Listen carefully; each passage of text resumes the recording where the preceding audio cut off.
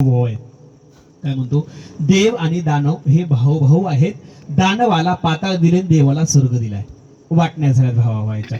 आता एकदा भावाभावाच्या वाटण्या झाल्याच्या नंतर आता व्यवहारात जर सांगायचं झालं, दोन भाऊ आहेत, दोघांच्या वाटण्या झाल्यात. आमच्या गावाकडे सांगतो तुम्हाला, पाचेगावचं. आमच्या इकडे आंब्याचं ढेल म्हणतात, नागझरी म्हणतात. आमच्या गावात शेताला नाव आहे नागझरी, आंब्याचं ढेल, खाल्लाकडं, वर्राकडं.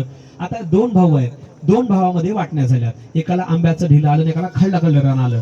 आता दोघांचे संसार सुरू झाले. पण जर आंब्याकडल्या ढेल्यात चांगलं उत्पन्न व्हायला लागलं तर जे खाल्लाकडं आहे त्याच्या पोटात काय होतंय, साहजिकच मळमळ होते. मग ती बायको त्याची म्हणते, काय कळत नाही तुम्हाला, वाटणी तरी चांगली घ्यावं का नाही, आंब्याचं ढेलं दिलं सोडून खाल्लाकडलं घेतलंय. आता खाल्लाकडलं घ्यायचंय, आता वरलाकडलं कसं घेता येईल.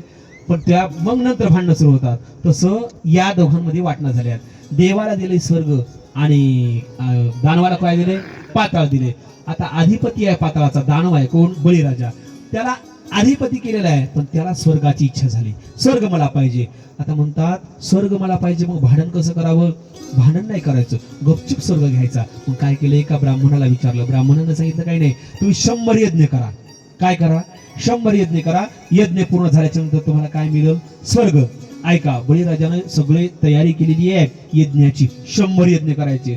आणि तुपाची धार हातीच्या सोंड एवढी टाकायची. कशाची, तुपाची धार हातीच्या सोंड एवढी टाकायची. कशाची धार. आता तूप म्हणलं की चूप, तुपाचं काम अवघड झालं आहे का नाही. लय सोन्यासारखा भावाला द्या तुपाला. बघा, बळीराजानं सगळं काही तयार केलं. 99 यज्ञ पूर्ण केली, वेळ नसल्यामुळं 99 यज्ञ पूर्ण झाले. आता 100वा यज्ञ बळीराजा करतोय. 100वा यज्ञ पूर्ण झाल्याच्या नंतर काय प्राप्त होणार आहे, स्वर्ग प्राप्त होणार आहे. ऐका ऐका, लक्ष द्या, ऐका. पण देवाला टेन्शन आलं. देवाला असं वाटलं, याचा जर 100वा यज्ञ पूर्ण झाला तर आम्हाला स्वर्गातून हाकलून देतील आणि स्वर्गात दानव येतील, मग आम्ही कुठं जाऊ. मग देवाला सर्वजण क्षीरसागरामध्ये विष्णूकडे गेले. श्री अनंता मधुसूदना पद्मनाभा नारायणा जगव्यापका जनार्दना आनंद गणाभिनाश सकळ देवाधिदेवा असं म्हणल्याच्या नंतर विष्णू जागे झाले.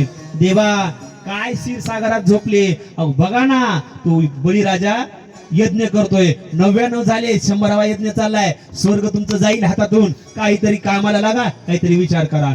लगेच विष्णूनं रूप घेतलं. कोणाचं, वामनाचं. बट्टू रूप धारण केलं आणि बळीराजाच्या दारात गेला. बळीराजाच्या दारात गेला. आता यज्ञ बंद करायचा. कोणाचा, बळीराजाचा. आता खरं सांगा, माणसानं चांगल्या कामात अडथळा आणावं का. चांगल्या कामात आता एक सप्ताह चांगला चाललाय, शिबिर चांगलं चाललंय, याच्यात अडथळा आणावं का.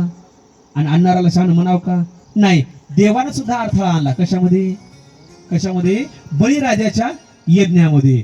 आता तिथं काही कारस्थान असं होतं देवाचं, आणि नाही अडथळा आणा तर काय होईल, आमची जागा जायची. कुठली, स्वर्गातली. मग देवानं वामनाचं रूप धारण केलं, दारात आला आणि आल्याच्या नंतर म्हणायला लागला, बळी मला दान पाहिजे. कारण बळीराजा दानशूर होता, त्याचं नाव तिन्ही लोकात होतं. बळीराजा म्हणायला लागला, तुम्ही ब्राह्मण आहात, ठीक आहे, तुम्हाला दान देतो, पण माझा एवढा यज्ञ पूर्ण होऊ द्या, तुम्ही मागाल ते मी तुम्हाला देतो. मनातले मनात देव म्हणायला लागला, हेच मला होऊ द्यायचं नाही. काय होऊ द्यायचं नाही, तू काय म्हणतोय, एवढा यज्ञ पूर्ण होऊ द्या, मग सगळं काही देऊन टाकतो. नाही, आधी दे, नाही तर मी चाललो. बळीराजाला वाटलं, आजपर्यंत मी कोणाला विनमुख जाऊ दिलं नाही, आणि आता जर दान नाही दिलं आणि हा जर याचक गेला तर मागचं केलेलं सगळं पाण्यात जाईल, सगळं पाण्यात जाईल. त्यामुळे दान दिलं पाहिजे. त्या बळीराजानं यज्ञ थांबवला. पण बळीराजाचा गुरु तिथं होता. त्याचं नाव काय, शुकाचार्य वेगळे आणि शुक्राचार्य वेगळे.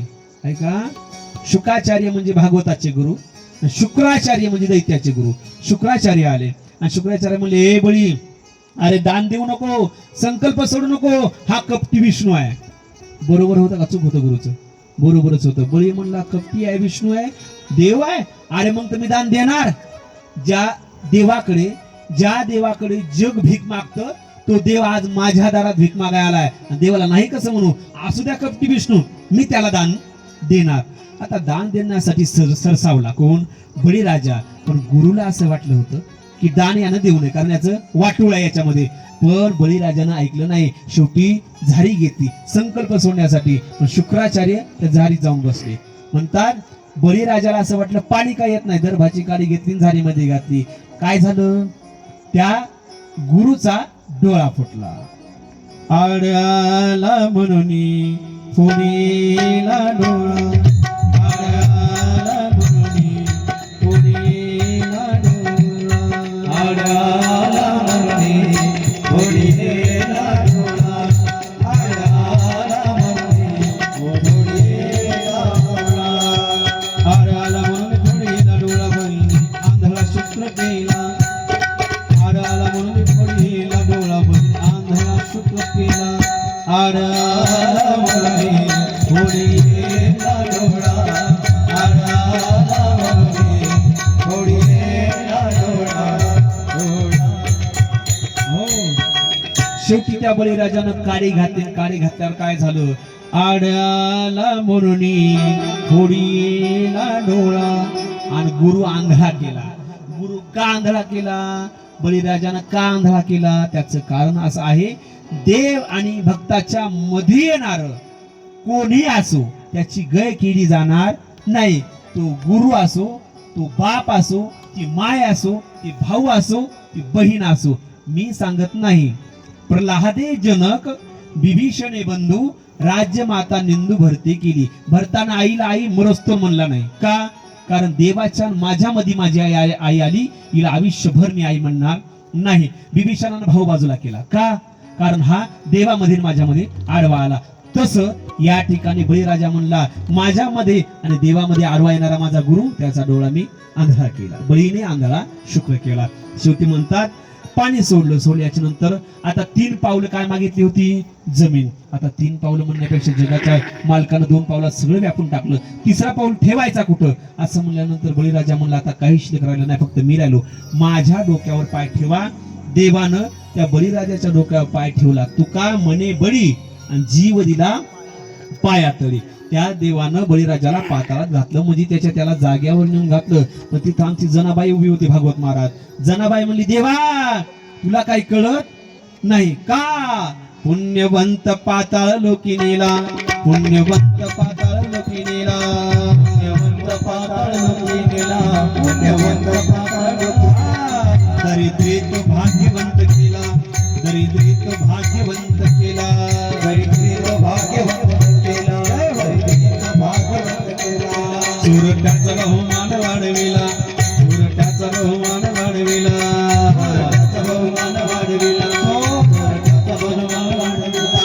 कीर्तिमानाचा अपमान केला, कीर्तिमानाचा अपमान केला, कीर्तिमानाचा अपमान केला, कीर्तिमानाचा अपमान केला. धन्य झाला तुझा दरबार, धन्य झाला तुझा दरबार, धन्य झाला तुझा दरबार,